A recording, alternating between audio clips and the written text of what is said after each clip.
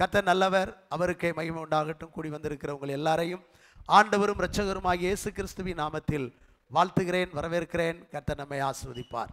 இன்றைக்கு நம்முடைய தியானத்திற்காக எடுத்துக்கொள்ளப்பட்ட ஒரு வேத வசனம் யாத்ராகமத்தின் புஸ்தகம் 24ஆம் அதிகாரம் 14ஆம் வசனத்தை ஒருவர் வாசிக்கலாம்.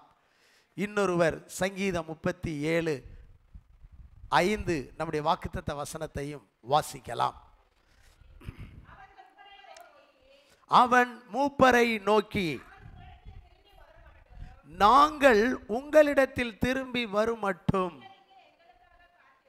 நீங்கள் இங்கே எங்களுக்காக காத்திருங்கள். ஆரோனும் ஊரும் உங்களிடத்தில் இருக்கிறார்கள்.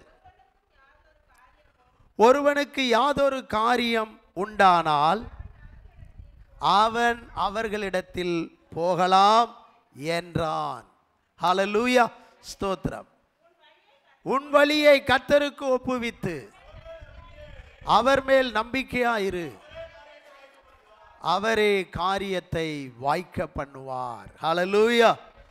இந்த வசனத்திற்கு ஒரு தலைப்பு கொடுக்க வேண்டும் என்று சொன்னால், காத்திருங்கள் வெற்றியை பெறுவீர்கள். காத்திருங்கள் மகிமையான ஆசீர்வாதத்தை பெறுவீர்கள். அல்லேலூயா. என்ன தலைப்பு? காத்திருங்கள் மகிமையான ஆசீர்வாதத்தை பெறுவீர்கள். அல்லேலூயா.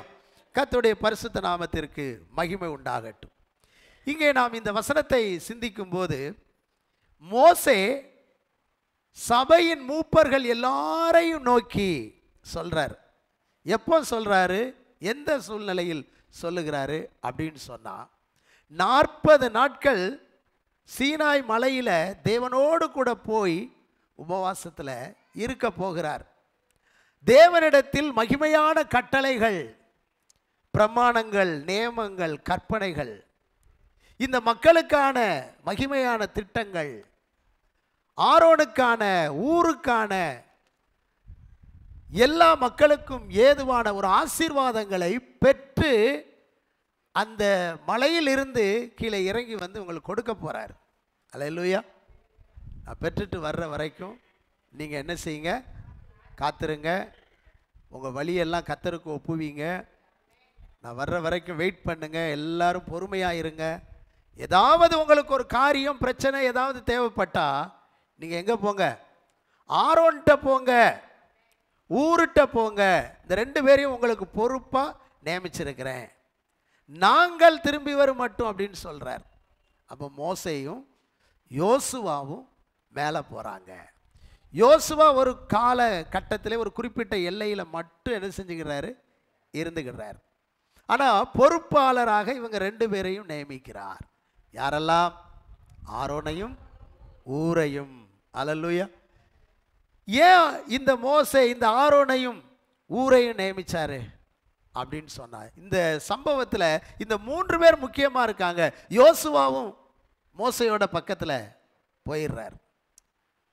இஸ்ரவேல் மக்களை எகிப்திலிருந்து விடுவித்து கொண்டு வரும்போது ரெவிதீம் என்ற ஒரு இடம் வந்துச்சுது. அந்த இடத்துல அமலேக்கியர்கள் வழி மறித்து இஸ்ரவேலர்களை போக விடாதபடிக்கு, கானானை சுதந்திரிக்க விடாதபடிக்கு, அல்லது ஆராதிக்க விடாதபடிக்கு, ஆராதிக்கிற ஜனங்களை மறித்தான். அவர்களில் சில பலவீனமானவர்களை எல்லாம் பின்னால் வருவாங்க. பார்த்தீங்களா? பலவீனமானவர்கள். பின்னால் வர்றவங்கெல்லாம் யார்? பலவீனமானவங்க. லேட்டாக வர்றவங்க கூட கொஞ்சம் பலவீனமானவங்க தான். வீட்டு வேலையெல்லாம் முடித்து கால் ரொம்ப லேட்டாக தான் எந்திரிச்சிருப்பாங்க. அவங்க கொஞ்சம் லேட்டாக தான் வருவாங்க. சோர்ந்து போய் டல்லாக வருவாங்க. பலவீனமானவர்கள். கொஞ்சம் நல்லா உற்சாகமான ஆட்கள்லாம் ஆளாக அணி திரண்டு சும்மா கம்பீரமாக முன்னே போவாங்க. அல்லேலூயா. அதனால் சாத்தான் எப்போவுமே அந்த பலவீனமானவங்களை தான் குறி வைக்கிறான். அல்லேலூயா.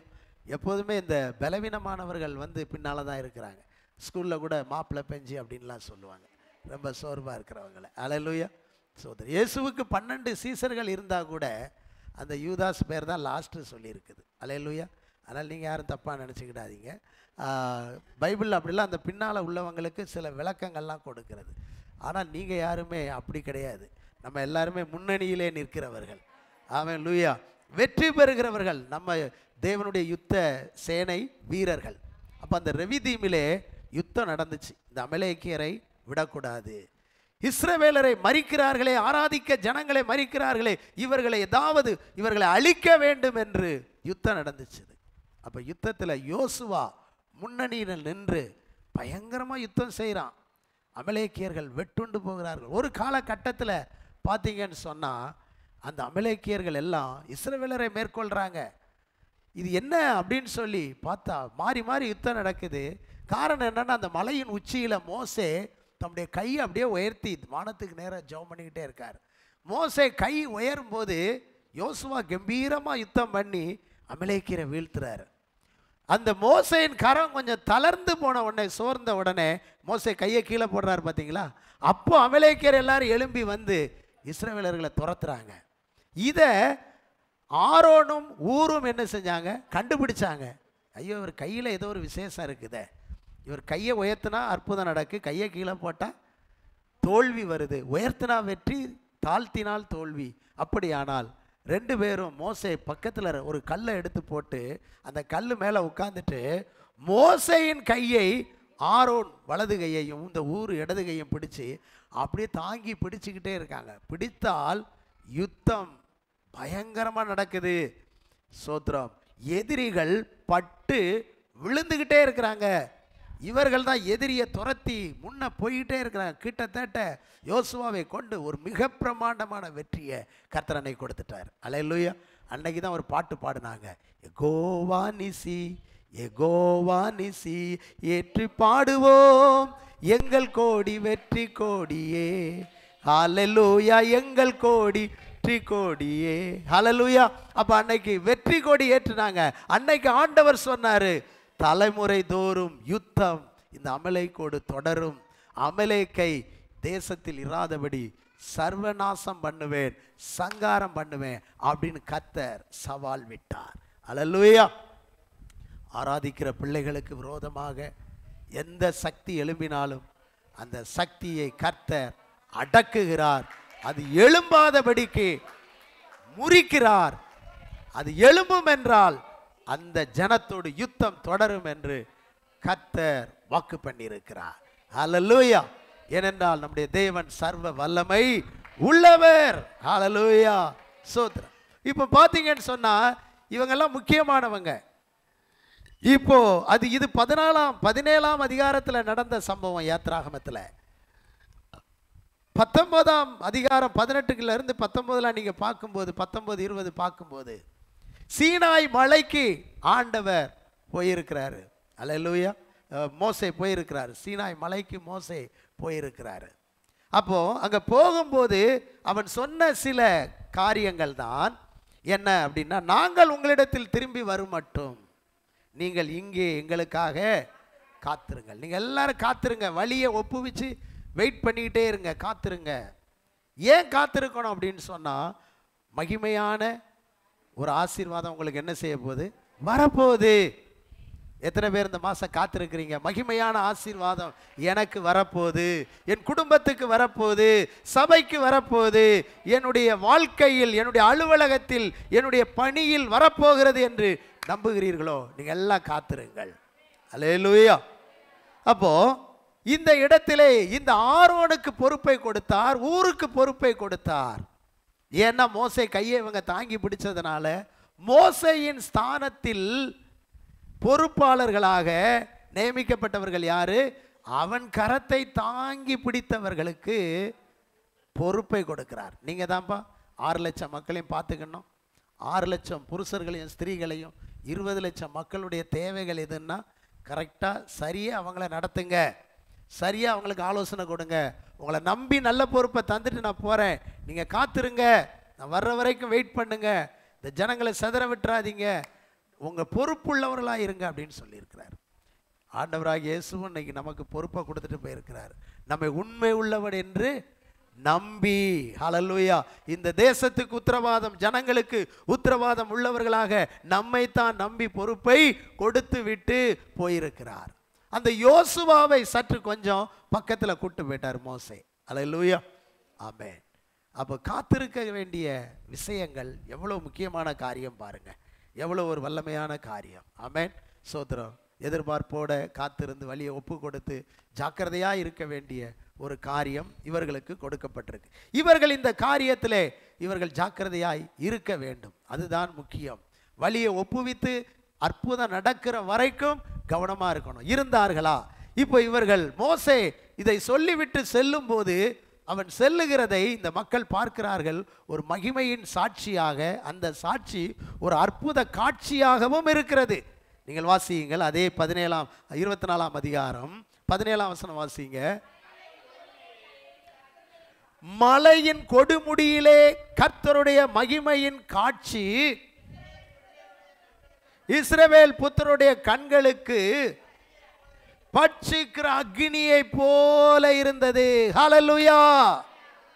இப்போ பொறுப்பை கொடுத்து விட்டு மோசே போறதை பார்த்தா அவன் மக்கள் எல்லாரும் பார்க்கிறார்கள். அவன் அந்த மலைக்குள்ளே போகின்ற அந்த காட்சியை, எல்லை குறிக்கப்பட்டிருக்கிறது, தூரத்தில் நின்று பார்க்கிறாங்க. பார்த்தால் அது அக்னி. ஹல்லேலூயா.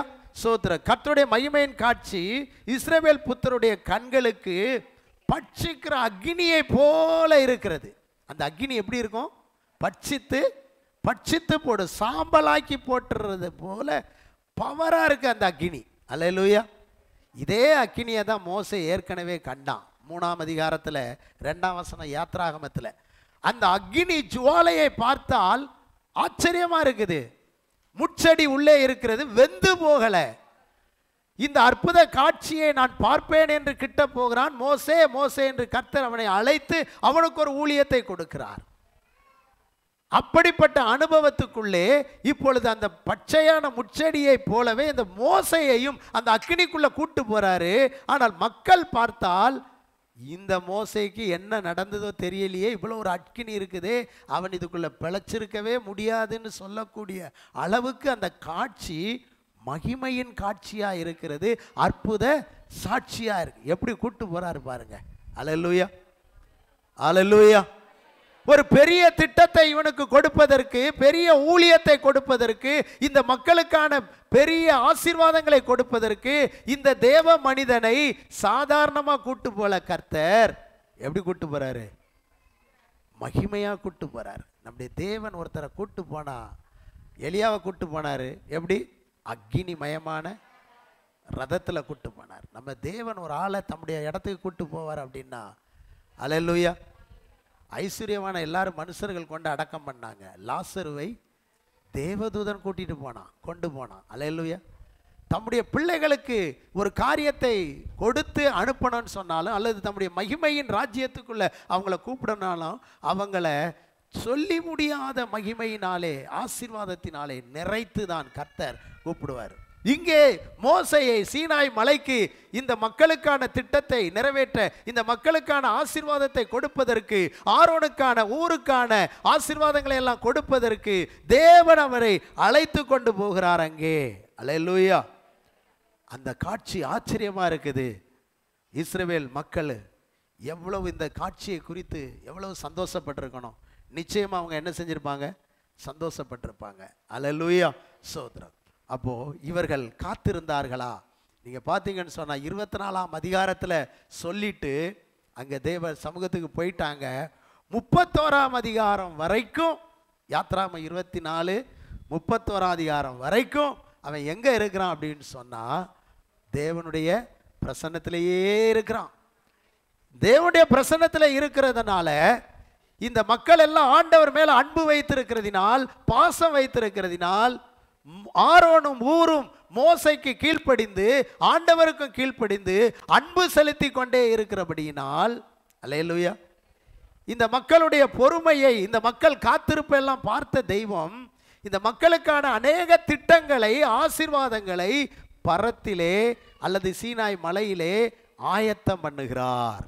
அல்லேலூயா. 1 கொரிந்தியர் 2ஆம் அதிகாரம் 9ஆம் வசனத்தை வாசிங்க. 1 கொரிந்தியர் 2ஆம் அதிகாரம் 9ஆம் வசனம் என்ன சொல்லுகிறது? எழுதியிருக்கிறபடி, தேவன் தம்மில் அன்பு கூறுகிறவர்களுக்கு ஆயத்தம் பண்ணினவைகளை கண் காணவும் இல்லை, காது கேட்கவும் இல்லை, அவர்கள் மனிதனுடைய இருதயத்தில் தோன்றவும் இல்லை. அன்பு கூறுகிற பிள்ளைகளுக்கென்று தேவன் அநேக ஆசீர்வாதங்களை அன்றைக்கு அல்ல இன்றைக்கும் ஆயத்தம் பண்ணிக்கிட்டு இருக்கிறாரு. அல்லேலூயா. தங்கள் வழியை கர்த்தருக்கு ஒப்பு கொடுத்திருக்கிற பிள்ளைகளுக்கென்று, அவரை மகிமைப்படுத்தி ஆராதித்து துதித்து ஸ்தோத்தரித்து கொண்டிருக்கிற பிள்ளைகளுக்கென்று யார் உங்களுக்கு எதையும் ஆயத்தம் பண்றாங்களோ பண்ணலையோ, நீங்க நம்புகிற தேவன், நீங்க ஆராதிக்கிற ஆண்டவர், நீங்க ஒப்பு கொடுத்திருக்கிற உங்க வழியை ஒப்பு கொடுத்திருக்கிற கர்த்தர் உங்களுக்காக அநேக காரியங்களை ஆயத்தப்படுத்தி கொண்டுதான் இருக்கிறார். ஆயத்தப்படுத்தி கொண்டுதான் இருக்கிறார். அல்லேலூயா. இந்த ஜனங்களுக்கான காரியங்களை ஆண்டவர் முதல்ல ஆயத்தப்படுத்தினார். மேலே இவங்களுக்கு ஒண்ணுமே தெரியாது, கீழே இருக்கிறவங்களுக்கு. மோசேட்ட தான் சொல்றாரு. என்ன சொன்னாரு? மலையில கூட்டு போய் ஒரு கூடாரத்தை காட்டினார். எதை காட்டினாரு? ஒரு கூடாரத்தை காட்டினார். மகிமையான கூடாரம். மோசே, இந்த கூடாரத்தை பாரு, இதனுடைய அளவை பாரு, இதனுடைய எண்ணிக்கையை பாரு, இதனுடைய திரைகளை பாரு, இதெல்லாம் பாரு. இதன்படி ஒரு கூடாரத்தை என் ஜனங்களுக்கு நீ கீழே என்ன செய்யணும்? எனக்காக நீ ஸ்தாபிக்கணும். அந்த கூடாரத்தில் வந்து மக்கள் ஆராதிக்கணும் அப்படின்னு சொல்லி ஒரு கூடாரத்தை ரெடி பண்ணிட்டார். அல்லேலூயா. ரெண்டாவது பார்த்தீங்கன்னு சொன்னா, அவனுடைய சகோதரனாகிய ஆரோன், அவனுக்கு பொறுப்பு கொடுத்துட்டு போயிருக்கிறாரு. உலகத்திலேயே யாரும் இப்படி ஒரு ட்ரெஸ்ஸை போட்டிருக்க கூடாது. அல்லேலூயா. ஆரோனுக்கு தெரியாது. ஒரு காலத்தில் நம்ம ட்ரெஸ் எல்லாம் பார்த்தா ரொம்ப பரிதாபமாக இருக்கும். எத்தனையோ ஒட்டுகள் போட்டிருப்போம், எவ்வளவோ பரிதாபமாக கிழிஞ்சிருக்கும். சிலருக்கு அதெல்லாம் இருக்காது, மேலே சட்டையை போட்டிருக்க மாட்டாங்க. அப்படிலாம் பரிதாபமான ஒரு காலங்கள் தான் நம்முடைய காலங்களே. ஆனால் நம்ம காலங்களுக்கு முந்தைய எவ்வளவோ அந்த ஆரம்ப காலங்கள்லையே ஆரோனுக்கு போட்ட ட்ரெஸ்ஸு அவனுக்கு இப்படி தான் நீ தைக்கணும்னு சொல்லி என்னென்ன அலங்காரம் என்னென்ன டிசைன் இருக்கணுமோ அதெல்லாம் மேலே கர்த்தர் என்ன செய்கிறாரு? காத்திருக்கிறவர்களுக்கு ஆயத்தம் பண்ணுறாரு பாருங்க. வெயிட் பண்ணுறவங்களுக்கு ஆயத்தம் பண்ணுறாரு பாருங்க. இப்படி தான் ட்ரெஸ் பண்ணணும் பண்ணி. சணல் நூல், சல்லடம், உள்ளாடை, கச்சை, அவனுடைய அங்கி, அதில் ஒரு பொன்மணி என்ன வைக்கணும்? நீங்களாம் இன்னைக்கு சருகை, ஜிமிக்கி என்னெல்லாம் வைக்கிறீங்க, அதெல்லாம் ஈடாகாது. தங்கத்தில் உங்கள் வஸ்திரத்தில் ஏதாவது போட்டிருக்கீங்களா? காதில் கழுத்தில் தான் போடுவீங்க. ட்ரெஸ்ஸில் யாராவது தங்க கொக்கி இருக்குதா? உங்களுக்கு தங்க கனி இருக்குதா? தங்கப்பழம் இருக்கா? இல்லை. ஆனால் கடவுள் பாருங்க, என் ஊழியக்காரன், என் தாசன், என் ஆரோனுக்கு நீ வந்து ஒரு பொன்மணி செய்ப்பா. அல்லேலூயா. அது பக்கம் ஒரு மாதுளம்பழம் வைப்பா. அல்லேலூயா. மாதுளம்பழமும் பொன்மணியும் வச்சு அப்படியே அவனை அந்த ட்ரெஸ்ஸை அலங்காரம் பண்ணி அவனை போட்டு விடு. அதை பார்க்கும்போது எனக்கே மகிமையாக இருக்கணும், மக்களுக்கும் ஆச்சரியமாக இருக்கணும். காத்திருக்கிறவர்களுக்கு எவ்வளோ அருமையான ட்ரெஸ் எல்லாம் மேலே ஆயத்தம் பண்ணுறாரு பாருங்க. அப்படி சூப்பராக எல்லாம் பண்ணிக்கிட்டே இருக்கிறார். அல்லேலூயா.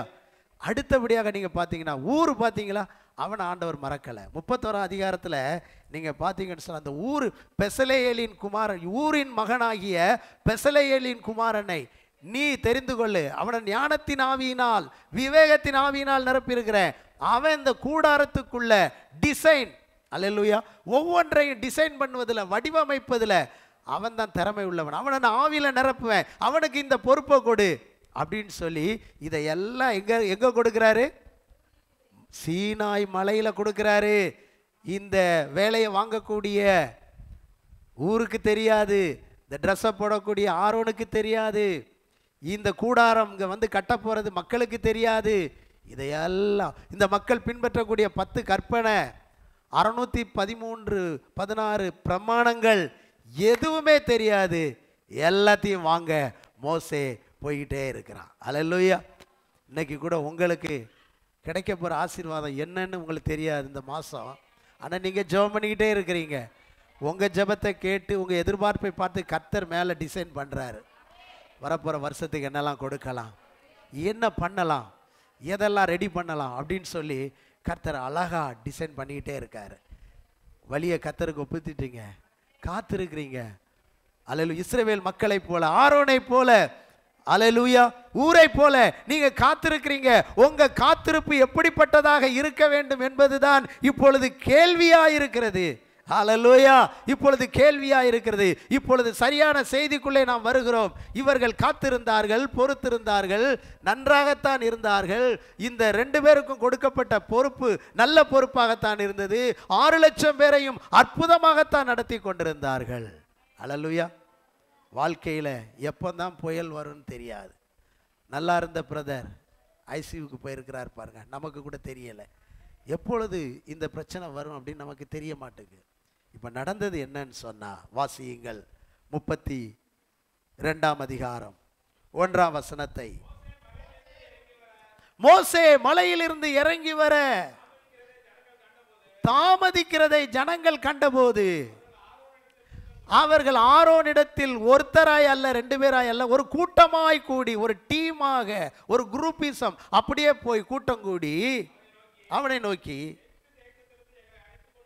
எகிப்து தேசத்தில் இருந்து எங்களை அழைத்து கொண்டு வந்த அந்த மோசேக்கு என்ன சம்பவித்ததோ அறியோம். ஆதலால் நீர் எழுந்து எங்களுக்கு முன் செல்லும் தெய்வங்களை எங்களுக்காக உண்டு பண்ணும் என்றார்கள். அல்லேலூயா. என்ன அநியாயங்க இது, என்ன அக்கிரமம், என்ன சோதனை, என்ன வேதனை பாருங்க. இப்போ என்ன கேட்டோம், இதுவரைக்கும் இந்த மக்களுக்காக மேலே என்ன பண்ணிட்டு இருக்கிறார், ஒரு கூடாரத்தை பிளான் பண்ணி கொண்டு வந்து அமைச்சு கொடுக்க போறாரு இந்த மக்களுக்கு. ஆரோனுக்கு என்ன பண்ண போறாரு, அழகு ட்ரெஸ்ஸு. ஊருக்கு என்ன பண்ண போறாரு, ஊருக்கு என்ன பண்ண போறாரு, வேலை கொடுக்க போறாரு. சகல வேலைகளை யூகித்து நல்லா டிசைன் பண்ணி அழகாய் வேலை செய்யக்கூடிய இவ்வளவு காரியத்தை கொடுக்க போறாரு. இவ்வளவு காரியத்தையும் கர்த்தர் ஆயத்தம் பண்ணிக்கிட்டு இருக்கிறாரு. இவங்களை எப்படி இருக்க சொன்னாரு மோசே, காத்திருங்க, வழியை ஒப்புவித்து கர்த்தர் மேல் நம்பிக்கையாயிரு, காத்திரு, நம்பிக்கையாயிரு, வெயிட் பண்ணு, உன் காரியம் என்ன செய்யும் வாய்க்கும். உனக்கு மகிமையான திட்டம் வருது, உனக்கு ட்ரெஸ்ஸு வருது, உனக்கு கிறிஸ்மஸுக்கு ட்ரெஸ்ஸு வருது, உனக்கு அழகான ஆசீர்வாதம் வருது, நன்மை வருது, கொஞ்சம் பொறுத்துருன்னு சொன்னார். ஆனால் மக்கள் நாட்கள் கடந்து போது நேரம் சமீபம் ஆயிட்டுது, மோசே வரல. இவங்களே ஒரு முடிவு பண்ணிட்டாங்க, மோசே என்ன செய்ய மாட்டார், வரமாட்டார். அநேக நேரங்களில் நம்மளே ஆண்டவருக்கு உதவி செய்கிற மாதிரி முடிவு பண்ணிடுறோம். நம்ம சாராளக்கா கூட அப்படிதான், சிஸ்டர் ஆபிரகாமுக்கு ஆண்டவருக்கு உதவி செய்கிற மாதிரி, இனி என் குடும்பம் என்னால் கட்டப்படாது, நம்ம சாரா சிஸ்டர் ஆகார் இருக்கிறாப்புல அவளால் தான் கட்டப்படும் அப்படின்னு இவங்களே ஒரு முடிவு பண்ணிட்டாங்க. காத்திருக்கலை, பொறுத்திருக்கலை. ஆமென். தேவன் தருகிற ஆசீர்வாதம் தேவன் நமக்கு வாக்கு பண்ணியிருக்கிறார், தேவன் நமக்கு சொல்லியிருக்கிறார். அதற்காக நாம் காத்திருக்கணும், பொறுத்திருக்கணும், அதை பெற்றுக்கொள்ளணுங்கிறதான எண்ணம் இல்லை. இப்பொழுது ஒரு கூட்டம் எழும்பினார்கள், ஆரோனிடத்தில் சென்றார்கள். இந்த ஆரோனும் பரிதாபமான மனிதன், எவ்வளோ பிளான், எவ்வளோ சகோதரன், எவ்வளோ பொறுப்பை என்கிட்ட கொடுத்துட்டு போயிருக்காரு. நான் ஒரு பொறுப்புள்ளவனாய், நான் கருத்துள்ளவனாய், நான் கவனம் உள்ளவனாய் இருக்கணுமே என்ற எண்ணம் கூட அவனுக்கு என்ன செய்யவில்லை, வரவில்லை. அல்லேலூயா. ஆரோன்கிட்ட தான் போனாங்க. அந்த ஊர் எங்கே போனார்னு தெரியல, ஊருக்கு போயிருப்பார்னு நினைக்கிறேன். அல்லேலூயா. அந்த ஊரை காணோம், அவர் பேரே ஊருக்கு வெளியே இருந்தாரா என்னன்னு தெரியல. ஆரோன்கிட்ட தான் போனாங்க. சரி, அந்த ஊராவது, ஏன்னா இவங்க 2 பேரும் மோசே கையை தாங்கின ஆளு, பொறுப்புள்ளவர்கள், பொறுப்பு கொடுத்துருக்கிறாரு. காத்திருங்கப்பா, வெயிட் பண்ணுங்க, உங்களுக்கான நிறைய ஆசீர்வாதத்தை நான் அள்ளிட்டு வரப்போகிறேன், எக்கச்சக்கமாக கொண்டு வரப்போகிறேன், நான் போயிருக்கிற இடம் 40 நாளாக உங்களுக்காக ரெடி பண்ணிக்கிட்டு இருக்கிறேன், நல்லா இருங்க அப்படின்னு சொல்லி அவருக்கு வருவதற்குள்ளே இந்த மக்கள் சொல்கிறாங்க, அந்த மோசைக்கு என்ன சம்பவித்ததோ. அவங்க என்ன சம்பவிச்சுன்னு நினச்சிருப்பாங்க தெரியுமா? நான் யோசித்து பார்க்குறேன். அக்கினி மயமாக போனான். அந்த பட்சிக்கிற அக்கினிக்குள்ளே ஆள் என்ன செஞ்சுருக்க மாட்டான், பிழைச்சிருக்க மாட்டான், உயிரோடு இருந்திருக்க மாட்டான். அங்கே உள்ள வெக்க இங்கேயே நம்மை தாக்குது. நமக்கே அந்த காட்சியை பார்க்க முடியல. நாமே இன்னும் ஒரு ஸ்டெப்பு முன்ன போனால் செத்து போயிருப்போம். அவன் எங்கே பிழைச்சிருப்பான், அவன் சோழி முடிஞ்சான், அவ்வளவுதான் அப்படின்னு சொல்லி இவங்களே ஒரு முடிவுக்கு வந்துட்டு, இவர்கள் ஆரோனே நீ எங்களை நடத்தி செல், நீ அடுத்து லீட் பண்ணுன்னு சொல்லாம, எங்களுக்கு ஒரு கடவுள் தேவை, எங்களுக்கு இப்போ அப்போனா மோசையை கிட்டத்தட்ட அந்த மக்கள் கடவுளுக்கு நிகராகத்தான் என்ன செஞ்சுருக்காங்க, பார்த்துருக்குறாங்க. அந்த அளவுக்கு மோசே, அதனால தான் மோசேயின் சரீரத்தை மக்களுக்கு என்ன செய்யலை, ஆண்டவர் காட்டலை. மோசையை கூப்பிட்டார், மோசேங்க வா அப்படின்னாரு. என்ன ஆண்டவரேன்னு சொன்னான். வா மோவாப் மலை வரைக்கும் போவோன்னு சொன்னார். அவனும் போயிட்டான். ஒரு குழி கிடந்துச்சு, இந்த குழிக்குள்ளே படுனார், படுத்தான், மண்ணை போட்டு மூடிட்டார், அவ்வளோதான். அப்படியே அவன் இறந்து போயிட்டான். பாருங்க, இன்று வரைக்கும் அவனுடைய பிரேத குழியை ஒருவரும் பார்க்கவில்லை. ஏன்னா மோசேயினுடைய சரீரத்தை பிசாசு கேட்டு தொந்தரவு பண்ணான். இதே சரீரத்தை வச்சு அந்தி கிறிஸ்துடைய நாட்கள்லையும் கர்த்தர் இவனை பயன்படுத்துவார், நம்முடைய ராஜ்யம் அழிக்கப்படும், இவன் சரீரத்தை விடக்கூடாதுன்னு வாக்கு போராடினான். அல்லேலூயா, தூதனோடு கூட. அப்போ மிகாவேல், தேவன் உன்னை கடிந்து கொள்ளுவாராக அப்படின்னு சொல்லி மோசே சரீரத்தை கொடுக்கல. மோசே அவ்வளவு பிரபலமான ஆளு, பிசாசே போராடுறான். அப்படியானால் இன்றைக்கு மக்களுக்குன்னு ஒரு கல்லறையில, மோசைக்குன்னு ஒரு கல்லறையை கட்டி அதைத்தான் இன்னைக்கு டாப்பா வச்சிருப்பாங்க. அதனால கர்த்தர் இவ்வளவு மகிமைக்குரியவனை நான் உங்களுக்கெல்லாம் காட்ட மாட்டேன் அப்படின்னு சொல்லி ஒளிச்சே வச்சுக்கிட்டார். தேவன் எப்பொழுதுமே தம்முடைய மகிமைக்கான சிலர் அவங்கள விக்கிரகம் ஆக்க போறாங்க அப்படின்னு சொன்னா அவங்கள மறைக்கிறதிலே உண்மை உள்ளவராக இருந்தார். அல்லேலூயா, இன்றைக்கும் இருக்கிறார். அப்போ மோசே என்ன சம்பவித்ததோ எங்களுக்கு தெரியாது. இனி எங்களால காத்திருக்க முடியாது, இனி எங்களால பொறுத்திருக்க முடியாது, இனி நம்பிக்கொண்டே இருக்க முடியாது. எங்களுக்கு ஒரு தெய்வம் வேணும். பாருங்கள், இதுவரை பொறுத்திருந்தவங்க ஒரு 10 நாள் பொறுத்திருக்க கூடாதா? இதுவரை காத்திருந்தவர்கள் இன்னும் ஒரு சில நாட்கள் காத்திருக்க கூடாதா? பாருங்கள், நம்முடைய பொறுமையை இழக்க வேண்டாம். எதற்காக நீங்கள் காத்திருக்கிறீர்களோ அந்த காரியத்தில் உங்கள் மனுஷ சிந்தைக்கு ஒப்பு கொடுத்து நீங்கள் விக்கிரகங்களுக்குள்ளே போய்விட வேண்டாம். இனி நான் காத்திருக்க வேண்டிய அவசியம் இல்லை என்று எலிசாவை நான் கொல்லுவேன் என்று அன்றைக்கு இஸ்ரவேலின் ராஜா எழும்பினது போல நீங்கள் எழும்ப வேண்டாம். நீங்கள் காத்திருங்கள், பொறுத்திருங்கள். இந்த மோசே வருவதற்கு தாமதமானதினாலே இந்த ஆரோன் என்ன சொல்லுகிறான்? அங்கே மக்கள் வந்து நின்று கேட்கிறார்கள், தெய்வங்களை எங்களுக்கு உண்டு பண்ணும். அல்லேலூயா, ஸ்தோத்திரம். இந்த மக்கள் எல்லா மதத்தையும் நாங்கள் ஏற்றுக்கொள்வோம், ஆனால் தாமதத்தை மட்டும் எங்களால் என்ன செய்ய முடியாது? ஏற்றுக்கொள்ள முடியாது. மதத்தை ஏற்றுக்கொள்வோம், தாமதத்தை ஏற்றுக்கொள்ள முடியாது. அது தெரியுது பாருங்களேன். தெய்வங்களை என்று பன்மையில் சொல்றாங்க. எத்தனை தெய்வங்கள்னாலும் உண்டு பண்ணு, எத்தனை மதங்கள்னாலும் கொண்டு அதெல்லாம் ஏற்றுக்கொள்வோம். ஆனால் டிலே ஆகிறத, தாமதத்தை எங்களால் தாமதிப்பதை கண்டபோது எங்களுக்கு வேண்டாம், மோசே வேண்டாம், எங்களுக்கு பெரிய திட்டங்கள்லாம் வேண்டாம், அதெல்லாம் இல்லைங்கிற மாதிரி நினச்சிக்கிட்டு இருக்கிறாங்க. ஆனால் இருக்குது, அல்லேலூயா, பிளான் இருக்குது, ஆசீர்வாதம் இருக்குது. எனக்கு அன்பானவர்களை, காத்திருக்கிற நீங்கள் சோர்ந்து போகாதீங்க. எனக்கு ஒன்றும் ரெடி ஆகலையேன்னு நினைக்காதீங்க, ஆகிக்கிட்டு தான் இருக்குது. உங்களை கர்த்தர் அழைத்தவர் உண்மை உள்ளவர். ஆயத்தம் பண்ணினதை மனுஷர் கண் பார்க்கல, காது கேட்கல, இதயத்துல தோன்றல. ஒரு நேரம் வருது, அந்த நேரம் கர்த்தர் தம்முடைய ஆவியாலே அதை உங்களுக்கு வெளிப்படுத்துவார், உங்களுக்கு அறிவுறுத்துவார், காண்பிப்பார். நீங்கள் காத்திருப்பது வீணாய் போவதில்லை. ஹல்லேலூயா.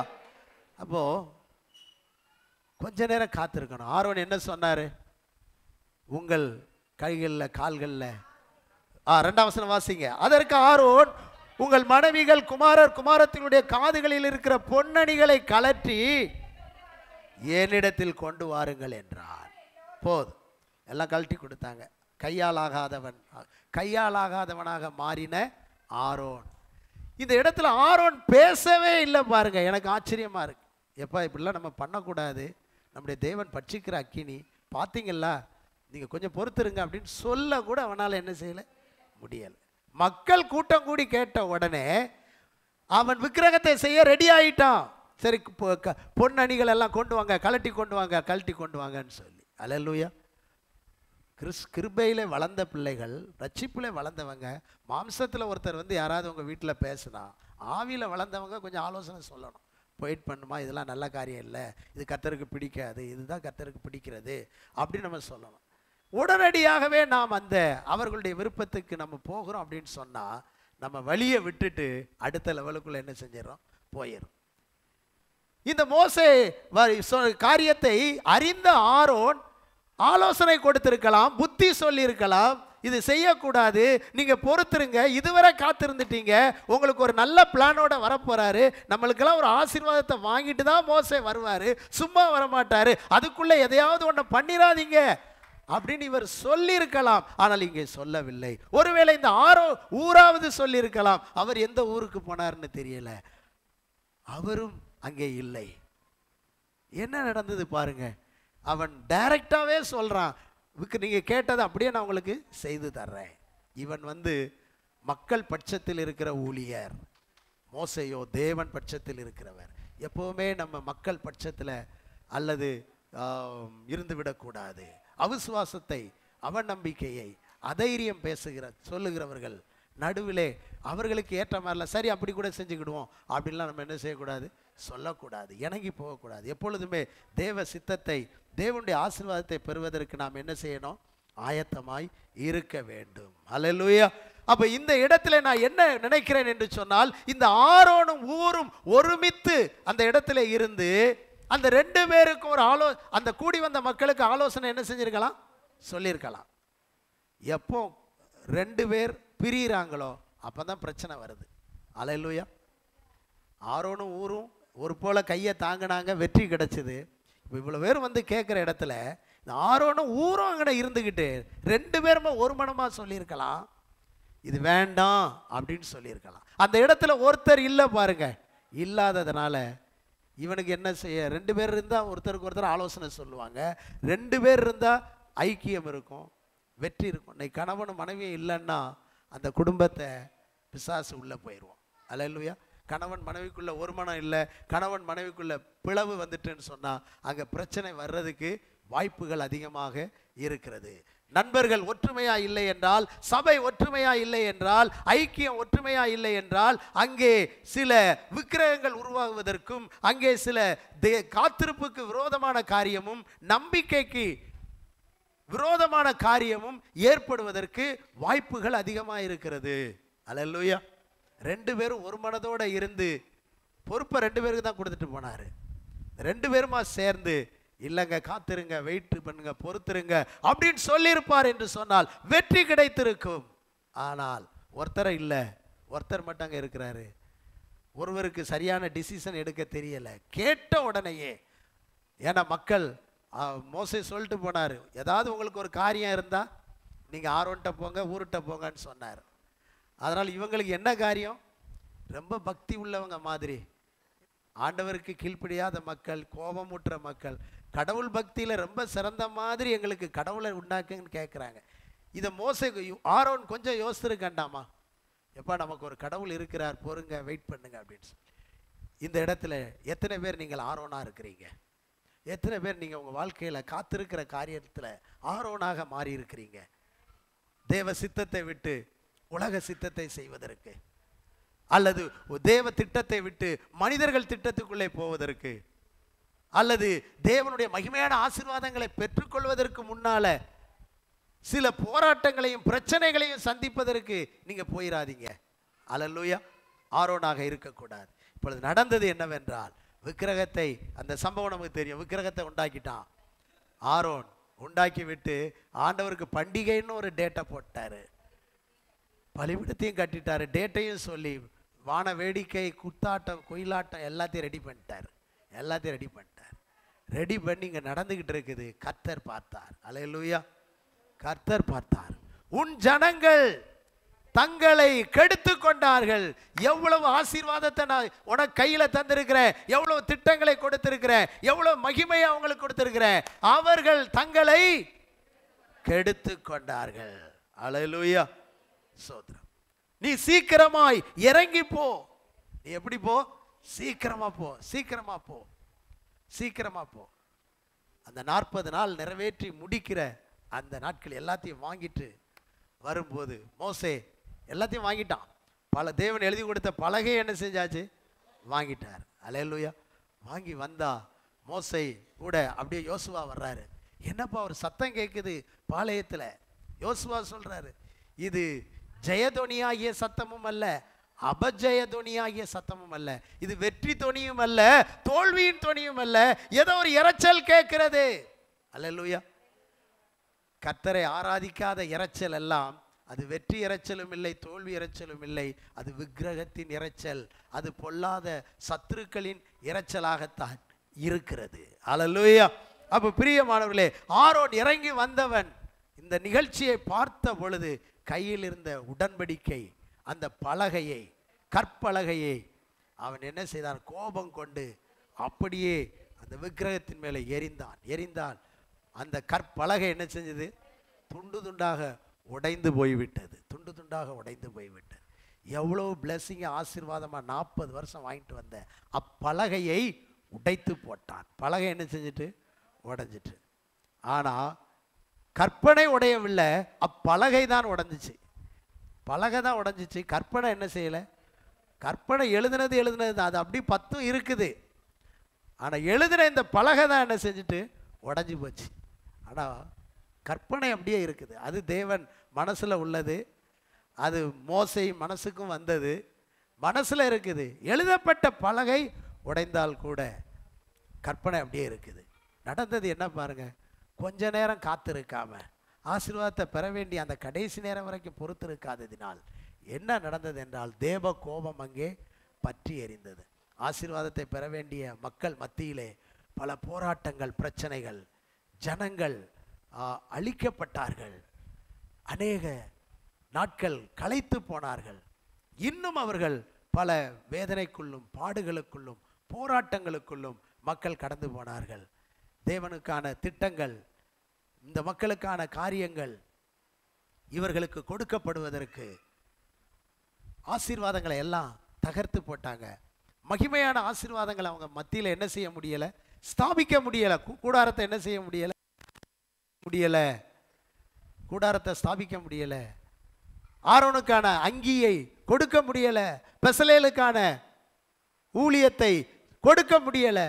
இன்னைக்கு நிறைய நேரங்களில் நாம் நம்முடைய அறியாமையினால், நம்முடைய பலவீனத்தினால், நம்முடைய தவறுகளினால் அனுபவிக்க வேண்டிய ஆசீர்வாதங்களை அனுபவிக்க முடியாமல் பாடுகளும் போராட்டங்களுக்குள்ளே செல்லுகின்ற சில சூழ்நிலைகளில் எல்லாம் இன்றைக்கு நீங்கள் கடந்து போயிருக்கலாம்.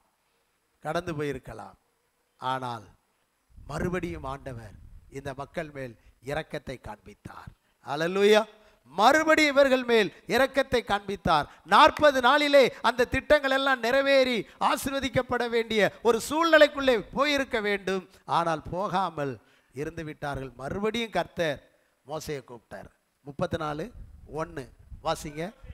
கர்த்தர் மோசேயை நோக்கி முந்தின கற்பலைகளுக்கு ஒத்த 2 கற்பலைகளை இழைத்து கொண்டு வா. நீ உடைத்து போட்ட முந்தின கற்பனைக்குள்ள வார்த்தைகளை ஆவைகளில் எழுதுவேன். பார்த்தீங்களா, 40 நாள் ஒரு நாள் காத்திருந்தா எல்லா வேலையும் என்ன செஞ்சிருக்கும், முடிஞ்சிருக்கும். காத்தீரு, பொறுத்தீரு, கர்த்தரையே நம்பியிரு, காரியத்தை வாய்க்க செய்வார், உன் சார்பில் செயலாற்றுவார். ஹல்லேலூயா. காத்திரு, பொறுத்திரு, கர்த்தரையே நம்பிரு, காரியத்தை வாய்க்க பண்ணுவார். இப்ப காரியம் வாய்க்க வேண்டிய நேரத்தில் என்ன திரண்டு வந்தது, தாலி உடஞ்சி போச்சு. திரண்டு வந்த நேரத்தில் உடஞ்ச மாதிரி ஒரு 2 நாள் இந்த வேலைக்குள்ள இந்த விக்கிரகத்துக்குள்ள போகாம காத்திருந்தாங்கன்னா, ஆரோன்னு அவங்களை அமைதிப்படுத்தியிருந்தா வெற்றியை சுதந்திரித்து மகிமையாய் போயிருப்பாங்க. காத்திருக்காததினாலே இப்போ எக்ஸ்ட்ரா 40 நாள். இப்போ மோசேக்கு வேலை, நீ தானே உடச்சி போட்ட, நீயே கீழே இருந்து ஒரு கல்லை நல்லா செதுக்கி சூப்பராக ஆக்கி பளிங்கி கல் மாதிரி வச்சு, அதுவும் காலையிலே அந்த வயசான நேரத்தில் தோல் மேலே வச்சு சுமந்துக்கிட்டு மேலே வா. 3000 அடி.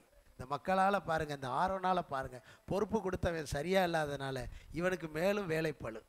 அடுத்து இந்த மக்களுக்கு சீக்கிரம் கிடைக்க வேண்டிய ஆசீர்வாதம் இன்னொரு 40 நாள். அல்லேலூயா. பாருங்கள், 40 நாளில் சுதந்திரிக்க வேண்டிய ஆசீர்வாதம் 40 வருஷத்துக்கு போச்சு. அந்த வனாந்தரத்தில் 40 நாளில் பெற வேண்டிய ஆசீர்வாதம் இந்த ஜனங்களால் எக்ஸ்ட்ரா 40 நாள் மாறி போச்சு. அநேக நேரங்களில் நம்முடைய பலவீனத்தினாலே, நம்முடைய அறியாமையினாலே, நம்முடைய குறைகளினாலே, நம்முடைய தவறுகளினாலே சுதந்திரிக்க வேண்டிய ஆசீர்வாதங்கள் இன்னொரு 40 நாள் போகுது. அல்லேலூயா. அப்படி போகாதபடிக்கு நாம் என்ன செய்யணும் அப்படின்னு சொன்னால் காத்திருக்கணும். ஆண்டவர் எப்போ செய்ய போகிறார், அவர் செஞ்சால் சரியான நேரத்தில், சரியான நிமிடத்தில், சரியான சனப்பொழுதுல அவர் செய்வார். அவர் செய்கிற நேரம் தான் நமக்கு வெற்றியின் நேரம். அவர் தருகிற நேரம் தான் சந்தோஷத்தின் நேரம். அவர் தருகிற ஆசீர்வாதம் தான் நித்திய ஆசீர்வாதம். அவர் தருகிற ஆசீர்வாதம் தான் நமக்கு மேன்மை, நமக்கு வெற்றி. அல்லேலூயா. அப்ப மறுபடியும் 40 நாள் அவர் மேலே போய் உட்கார்ந்து, இப்போ பின்மாறுவாங்களா? இப்போ போவாங்களா? போக மாட்டாங்க. ஏன்? ஏற்கனவே பட்ட பாடு பயங்கரமாக இருக்குது. அல்லேலூயா. இனி மோசே மறுபடி போயிருக்கிறாரு, காலையில் ஏறி போயிருக்கிறாரு. இனி வர்ற வரைக்கும் நம்ம ஜாக்கிரதையாக இருக்கணும்னு சொல்லி மக்களே பாடம் கற்றிருப்பாங்க. நான் உபத்திரவப்பட்டது நல்லது, அதனால் உடைய பிரமாணத்தை கற்றுக்கொண்டேன். இனி தேவன் தருகிற வரைக்கும், மோசே வருகிற வரைக்கும், அந்த பிளான் என்னன்னு நம்ம பார்க்கிற வரைக்கும் அழகாக கொண்டு வந்த கல் செதறி கிடந்ததை தான் பார்த்தாங்க. அதில் எழுதியிருக்கிறதையும் பார்க்க முடியல, அந்த கற்பனை அழகையும் பார்க்க முடியல. அதனால் இப்போது ஏதோ ஒன்று கொண்டு வர்றார் மேலே இருந்து. பிரியமானவர்களே, கடந்த காலத்தில் உங்கள் வாழ்க்கையில் எத்தனையோ நன்மைகள் செதறி போயிருக்கலாம். இந்த வருஷத்தில் எத்தனையோ உடஞ்சி போயிருக்கலாம். ஐயோ இது கைகூடுன்னு பார்த்தோம், உடஞ்சி போச்சே. கிட்ட நெருங்கி வந்துச்சுது, திடீர்னு யாரோ ஏதோ சொல்லி தடுத்துட்டாங்க, பரவாயில்ல. கிட்ட நெருங்கி வந்துச்சு, கை கேட்டுச்சு, வாய் கேட்டலையே. பயப்படாதீங்க, உங்களுக்கு எட்ட போகுது. அல்லது கிட்ட நெருங்கியது இனி உங்களுக்கு கிடைக்கவே போகிறது. நீங்கள் சோர்ந்து போக வேண்டாம், நீங்கள் பலத்தோடு இருங்கள். உங்கள் காத்திருப்பு வீணாய் போவதில்லை. உங்கள் காத்திருப்பு, உங்கள் எதிர்பார்ப்பு இனி மோசம் போவதில்லை. நிச்சயமாய் கர்த்தர் வருகிற நாட்கள் நன்மையை சுதந்திரிக்கிற, பெற்றுக்கொள்ளுகிற நல்ல கிருபை உள்ள நாட்களாகத்தான் கர்த்தர் நமக்கு தந்திருக்கிறார், வைத்திருக்கிறார். ஹல்லேலூயா. அப்போ அடுத்த 40 நாள் மோசே போனார், அழகாக வாங்கிட்டு வந்தார். மக்கள் வாழ்க்கையில் எந்த பிரச்சனையும் இல்லை. என்ன நடந்தது? கூடாரத்தை ஸ்டார்ட் பண்ண ஆரம்பித்தாங்க. 35 ஸ்டார்ட் பண்ண ஆரம்பித்தாங்க. அங்கே உள்ள பிளானை ஃபுல்லாக இங்கே செயலுக்கு கொண்டு வந்தாங்க. அல்லேலூயா. கூடாரத்தை போட மக்களுக்கெல்லாம் ஒரு காலத்தில் ஆரோன் கையில் கொண்டு கொடுத்த மிச்சம் மீதி இருந்த நகையெல்லாம் மோசேட்ட கொண்டு கொடுத்தாங்க.